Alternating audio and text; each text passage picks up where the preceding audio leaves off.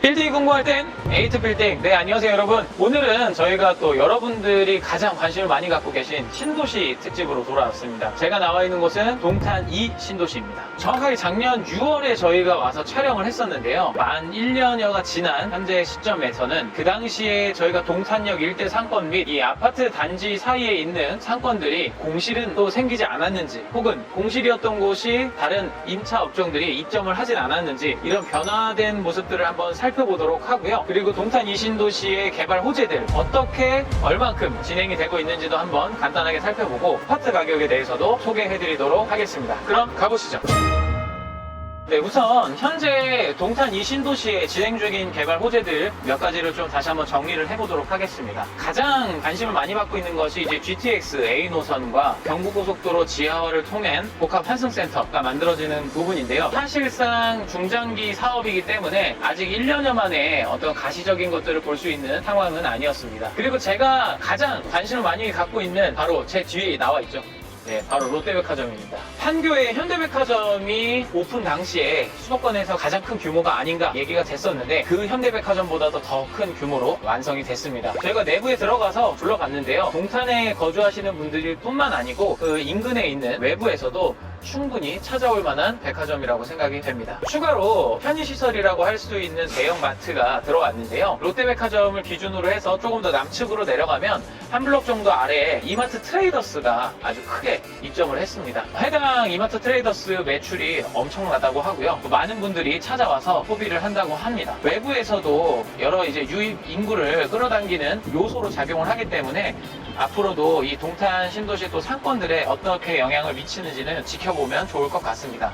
동탄에서 또 가장 중요한 내용 중에 하나가 바로 이제 트램이 언제 착공이 되고 또 사업이 진행되는지인데, 그동안 계속 표류하던 이 트램 사업이 올해 9,200억 원의 예산을 확보를 했다고 합니다. 본격적으로 사업 시행을 앞두고 있는데, 빠르게 시행이 될수록 또 이 동탄에 거주하시는 주민들 뿐만 아니고 상권에 많은 활기를 불어넣을 것으로 기대가 됩니다. 네, 마지막으로 이 동탄에서 현재 개발이 가장 활발하게 이뤄지고 있는 동탄 테크노밸리입니다.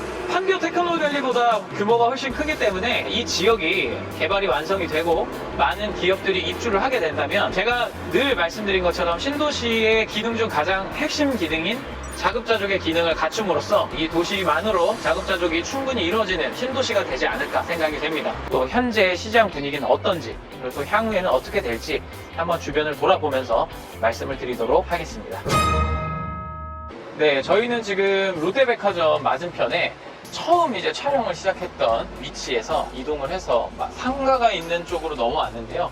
이 도로변 쪽에는 이제 CGV가 있는 곳이거든요. 근데 그 뒤편으로 이렇게 상가가 형성이 돼 있고 상당히 이제 사람들의 유동을 고려한 그런 상가 구성으로 되어 있는데, 작년과 마찬가지로 거의 비어 있는 모습입니다. 지금 뭐 1층뿐만 아니고요, 2층, 3층, 4층까지도 거의 대부분 비어 있는 상황입니다. 제가 아까 지나오면서 대로변 쪽을 좀 살펴봤는데, 대로변 같은 경우는 이제 병원이나 이런 것들이 조금 입점은 해 있는 상태이긴 하지만, 지금 대체로 여기 1층뿐만 아니고 전층이 다 대부분 비어 있습니다. 네, 오히려 지금 롯데백화점이 들어서면서 더 비어 있을 수밖에 없는 그런 형태가 되지 않았나, 이런 생각도 됩니다. 네, 지금 저희가 동탄역 기준으로 해서 아까는 동탄 CGV가 있는 북측 블럭이었는데 좀 남측 블럭으로 좀 내려왔습니다. 상가랑 상가들 사이로 들어와서 이면부도 살펴보고 있는데요. 뭐 1층에 지금 전에도 공실이었던 자리가 아직도 있는 것 같고요. 그 외의 점포들은 크게 변화 없이 중간중간에 공실은 조금 있지만 북측 상가보다는 남쪽에 위치한 상가가 조금 더 공실은 적어 보입니다. 그리고 또 한 가지는 앞서 보여드렸던 상가들보다는 여기는 위에는 오피스텔로 되어 있는 주상복합이기 때문에 이 상가의 면적이 아무래도 좀 상대적으로 좀 적죠. 규모가 좀 작기 때문에 공실률이 조금 낮은 것 같고요. 그래서 여기는 아직 뭐 그 1년 사이에 크게 뭐 공실률이 늘거나 공실률이 줄거나 하진 않고 비슷한 상태로 유지를 하고 있는 것 같습니다. 사실 이제 동탄 1 신도시보다는 이 인구수 대비했을 때 상가의 규모들이 좀 크기 때문에 동탄 1신도시처럼 활성화되는 상태는 굉장히 긴 시간이 필요하지 않을까 이렇게 생각이 됩니다. 통상 신도시들이 상권이 완성이 되고 안정적으로 활성화가 되는 데까지 단기간에 이뤄지지 않거든요. 1신도시 같은 경우에도 한 6, 7년 가까이 걸렸습니다. 2신도시도 그러한 기간들과 시간이 좀 소요되지 않을까 이렇게 생각이 됩니다. 항아리 상권에 오랜만에 또 와봤는데요. 전부 이제 항아리 상권이다 보니까 생활 밀접형 시설들이 있습니다.